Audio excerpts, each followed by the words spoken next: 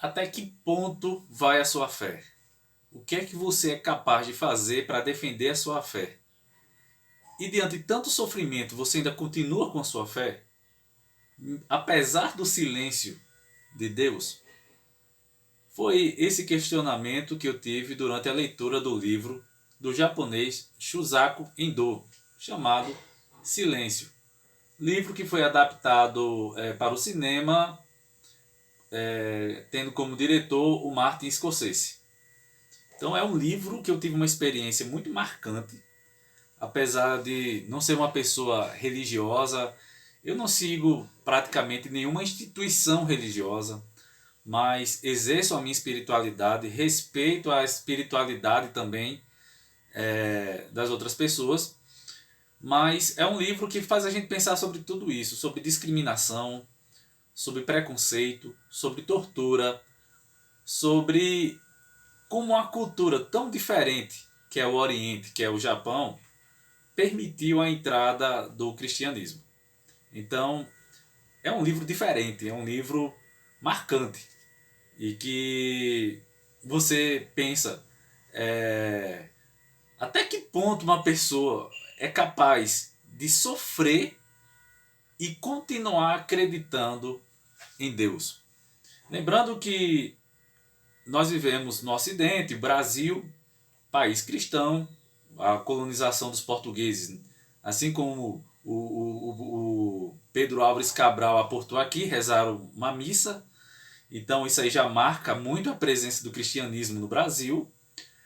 Eu venho de uma família cristã com as suas diversas ramificações do cristianismo.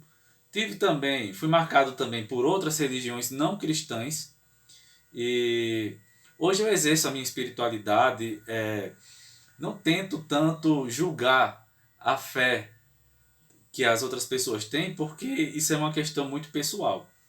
Defendo até que as pessoas exerçam a espiritualidade delas. É muito difícil você viver hoje sem ter fé. Né? A gente pensa que a própria ciência, a própria racionalidade, ela traz um conforto para as nossas vidas. Talvez ela traga o conhecimento, mas esse conforto que vem da espiritualidade, isso é muito difícil. Então, o que me fez ler esse livro foi exatamente o interesse que eu estava tendo pela história do Japão. Tinha lido um livro da história japonesa para entender mais sobre os samurais, mas me indagou, fiquei com essa indagação, como é que o cristianismo chegou no Japão? Então, os portugueses, que tiveram um grande império marítimo no século XVI, eles chegaram na cidade de Macau, na China, que passou a ser um expoente da cultura ocidental cristã portuguesa na Ásia. E da China, eles aportaram no Japão. Na época, o Japão ele estava sendo governado por shogunatos, não existia um poder centralizado. Tinha um imperador, mas o imperador não tinha um poder político. Quem tinha de fato eram os shoguns. E esses shoguns, eles entraram em contato com portugueses e tiveram oportunidades de ter acesso a armas, como os arcabuzes portugueses, novas tecnologias, trocas comerciais, que já estava acontecendo com a China, então se expandiu também com o Ocidente, mas era uma prática dos portugueses, ao fazer o comércio ultramarino, também levar os seus padres. E a Europa, que estava passando ali pelo baque da reforma protestante, ela precisava ter mais fiéis, ela estava em busca de fiéis. E aí a ordem dos jesuítas foi importante nesse processo, que eles começaram a catequizar. Aqui no Brasil, nossos índios foram catequizados, mas não só no Brasil. Aonde os portugueses iam, os jesuítas iam também. E foi o caso do Japão. Eles tiveram como principal sede, digamos, a Roma japonesa, a cidade de Nagasaki, onde chegaram a converter 500 mil japoneses. Então, o cristianismo ele foi muito propagado no Japão, pouco antes aí da era Tokugawa. E isso é uma adaptação, é uma religião, uma racionalidade com uma cultura ocidental. cristianismo ele parte de uma construção filosófica que começou no mundo antigo. O cristianismo, só a gente pensar na leitura que Santo Agostinho tem de Platão, São Tomás de Aquino tem de Aristóteles, que a gente percebe que a filosofia ocidental ela está inserida dentro do cristianismo. E por isso que vem aquela dificuldade. Como é que o cristianismo conseguiu se propagar em um país onde a religiosidade é tão diferente? Apesar que percebemos que eles têm, em alguns momentos eles tentam pensar a relação entre budismo e cristianismo.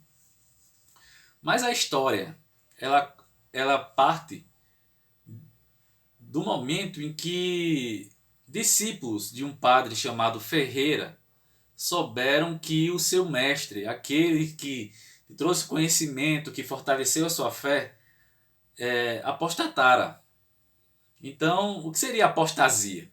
Essa palavra que é tão comum na leitura desse livro. A apostasia é uma prática onde o cristão ele renuncia à sua fé, renuncia à sua religião após passar por um processo de, como é que eu posso dizer para vocês, de sofrimento mesmo, de negação dessa própria religião. Então, eles não acreditaram que o padre Ferreira tinha apostatado. Eles não acreditaram que ele tinha deixado a sua fé. Isso era considerado um dos maiores crimes por um padre. Negar Deus diante do sofrimento. Então, 3 discípulos do padre Ferreira foram para o Japão, sair de Portugal, atravessar todos esses mares para ir ao Japão, para querer ter conhecimento do que aconteceu com o padre Ferreira. Ao mesmo tempo, tinha aquela questão. Quem são os clérigos que estavam no Japão? Quem é que estava fortalecendo a fé? Quem é que estava rezando a missa? Quem é que estava fazendo a Eucaristia? Quem é que estava trabalhando? É como se o cristianismo já tivesse solto no Japão, sem uma referência religiosa da Igreja Católica de Roma. Então esses padres eles iam para o Japão com a missão de evangelizar, com a missão de fazer com que eles tivessem um apoio religioso, né? Institucional mesmo, e não fosse essa religião tão solta. Desses 3, um deles adoece em Macau. Ao chegar em Macau, 2 aportam no Japão e eles passam a viver escondidos, porque o Japão já está aí na era Tokugawa e o cristianismo já tinha sido proibido. Padres já foram crucificados, existiam várias táticas de tortura para negar a religião, para acabar com a religião cristã dentro do Japão. Bom, o padre Ferreira, ele aparece no livro, mas assim, é interessante que vocês leiam para saber o que aconteceu realmente com ele. Mas a história ela gira principalmente em torno do padre Sebastião Rodrigues, que é um jovem idealista que tem no seu coração a fé necessária. Ele aparece realmente no Japão um espírito de salvador, um espírito de uma pessoa que está indo para um lugar onde a fé dele não é aceita, mas que em nome de Deus, em nome de sua fé, ele vai desafiar essas autoridades japonesas que querem o fim do cristianismo. Então ele conhece pessoas muito pobres. E é interessante isso no livro, que mostram que o cristianismo, apesar de ter sido uma religião onde até samurais nobres se converteram, mas a maior parte dos convertidos foi a população pobre. Talvez pobre ainda seja uma palavra errônea. Eram pessoas miseráveis. Eram pessoas que viviam em extrema pobreza. E esses padres, eles traziam consolo para essas pessoas. Eles traziam a ideia de salvação.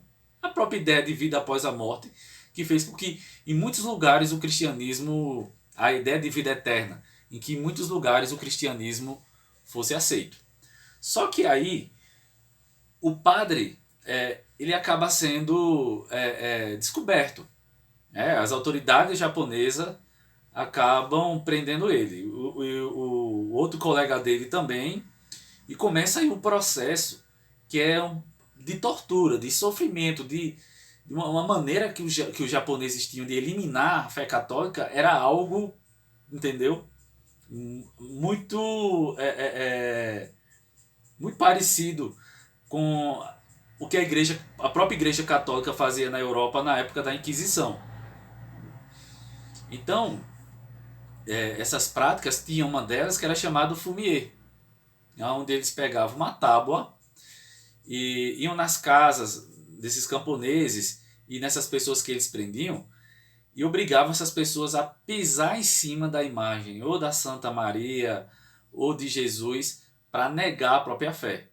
Então tem uma relação muito grande das imagens com o catolicismo e uma presença de Jesus, de Maria nessas imagens. É como se você estivesse pisando o próprio Jesus ao pisar essas imagens, que eram chamadas de fumier.